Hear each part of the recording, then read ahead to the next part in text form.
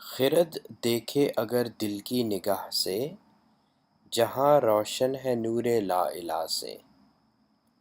عقل اگر دل کو، ایک ایمان سے بھرے ہوئے دل کو اپنا رہنما مان لے، اپنا گائیڈ اور مینٹور اس کو مان لے، اور پھر اپنی جو آنکھیں ہیں، اپنی جن سے ہم دیکھتے ہیں، ان کے بجائے ایک ایک بلیونگ ہارٹ، بلیونگ جو دل ہے، اس کی جو بصارت ہے، اس کی جو دیکھنے کی صلاحیت ہے، اس کے ساتھ اس کو یوز کرتے ہوئے دیکھنا شروع کرے،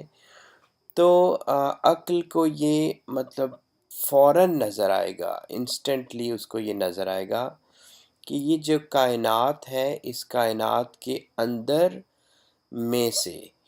کوئی بھی چیز، کوئی بھی آبجیکٹ، کوئی بھی فنامنا، کوئی بھی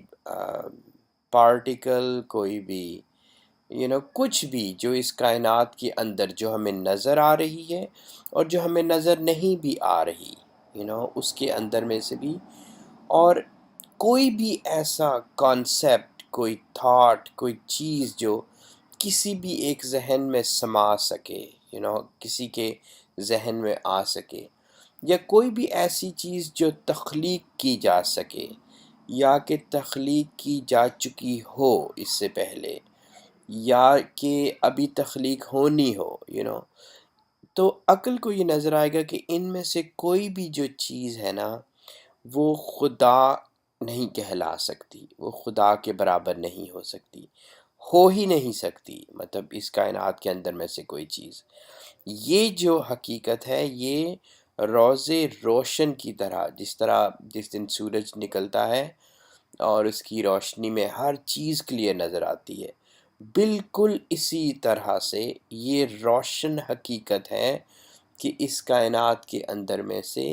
یا اور بھی اگر کوئی کائنات ہے، یعنی کہ جو چیز کریٹ ہوئی ہے، وہ اس کو، اور جو چیز کسی ذہن میں آ سکتی ہے، وہ خدا نہیں کہلا سکتی، وہ رب نہیں ہو سکتی، اس کے اندر وہ ہو ہی نہیں سکتی، تو لیکن اس کے لیے، اس حقیقت کو دیکھنے کے لیے عقل کو چاہیے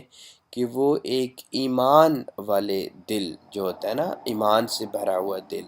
اس کو اپنا رہنما تسلیم کر لے، ٹھیک ہے، اس کے ہاتھ پہ بیعت کر لے اور پھر اس کے پیچھے چلنا شروع ہو جائے، ٹھیک ہے، تو پھر اس کو یہ بات نظر آ جائے گی۔ لیکن اگر عقل جو ہے وہ یہ کام نہیں کرتی، جو کہ وہ نہیں کر رہی ابھی تک، تو پھر فقط ایک گردش شام و سحر ہے، اگر دیکھیں فروغ مہر و ماہ سے۔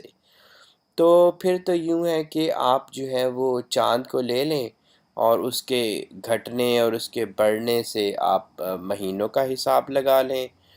آپ سورج کو لے لیں، اس کے نکلنے اور اس کے غروب ہونے پہ آپ دنوں کا حساب لگا لیں، تو اسی کو پھر آپ جو ہے وہ مطلب سورج اور چاند کے جو ہے نا، ان کے اتار چڑھاؤ سے آپ کا وقت ہے، یہی آپ کا وقت ہے، اسی کو شام و سحر کہتے ہیں۔ یہ ایک تکرار ہے، یہ ایک ٹارچر ہے، جو ہر جس طرح گھڑی کی وہ نہیں ہوتی، ٹک ٹک ہوتی، کہ گھڑی ہو، اگر بالکل رات کا بند کمرہ اور آپ کو اپنی گھڑی کی آواز ٹک ٹک ٹک مستقل آپ کو پڑتی ہے، تو یہ جو شام و سحر ہے نا، پھر ایک ٹارچر بن جاتا ہے۔ تو تو یا تو تو پھر تو یہ ایک ٹارچر ہے، پھر اسی میں رہنا ہے۔